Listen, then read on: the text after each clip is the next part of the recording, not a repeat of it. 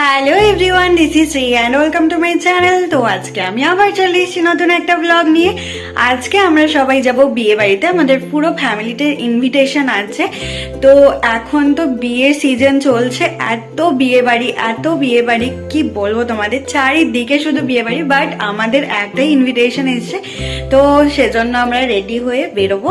তো চলো let's get starting. এখন রেডি হয়ে গেছি, মা বাপিকে পরে দেখাচ্ছি রিসেপশন পার্টিতে গিয়ে, কারণ প্রচন্ড লেট হয়ে গেছে। তো আবার এর উপর সোয়েটার জ্যাকেট ফ্যাকেট পরতে হবে, পরে বেরোতে হবে, কারণ বাইরে ভীষণ ঠান্ডা।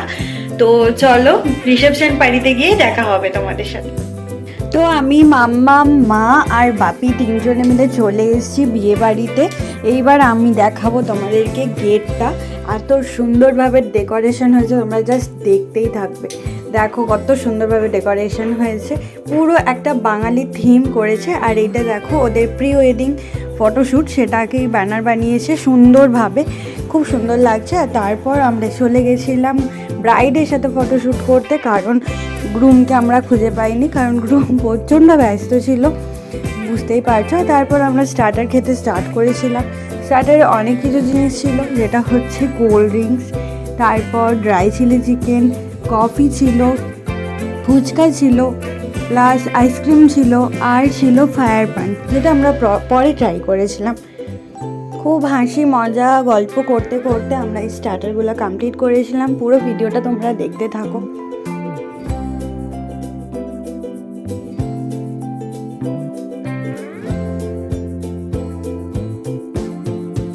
গুলো কমপ্লিট করার পরে আমরা করে নিয়েছিলাম কিছু ফটোশ্যুট, আর তারপরেই চলে এসেছিল কনে যাত্রী। তো সবাই দেখো তত্ত্ব নিয়ে চলে এসছে, এক এক করে আসে, দিয়ে ব্রাইডের কাছে যাবে অবভিয়াসলি। তো তোমরা দেখতে থাকো, আর একটু পরে আমি দেখাবো কি কি তত্ত্ব এসেছিলো। খুব সুন্দর, খুব ভালোভাবে সাজানো গোছানো, খুব সুন্দর লাগছিল। এই যে দেখো কতগুলো তত্ত্ব এসছে, আর কত সুন্দর লাগছে, সাজিয়েছে খুব সুন্দরভাবে।